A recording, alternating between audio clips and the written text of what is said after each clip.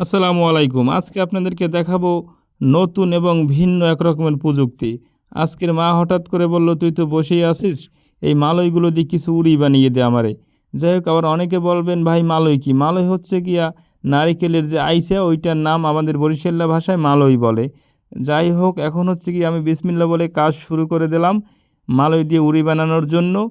এখন ১ম এ আমি একটা আগর নিলাম। আগর হচ্ছে আমার এই যন্ত্রটা, এইটা দিয়া কী কাজ করতে হবে, আমাদের এই মালইটা ছিদ্র করতে হবে। ফুটো করার পর একটা সুপারি গাছের লাঠি দিয়ে একটা ধরনী তৈরি করতে হবে। যাই হোক, আমি কাজ শুরু করে দিলাম। এখন ছিদ্র করতে খুবই কষ্টকর জিনিস।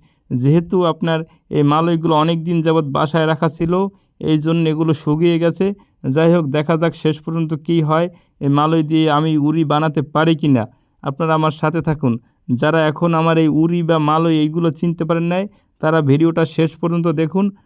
মালই যেহেতু অনেক দিন বাসায় রাখা ছিল, এই জন্য ছিদ্র করতে খুব কষ্ট হচ্ছে। যাই হোক, আর আমার আগর বলতে যে যন্ত্রটা, সেটাও ধার নাই, যেহেতু এটা দিয়ে অনেক দিন যাবৎ কোনো কাজ করা হচ্ছে না।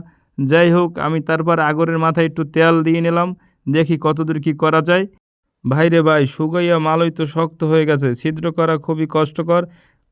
অবশেষে কী হলো, আমার মালইটা ভেঙে গেল, কিছু করার নাই।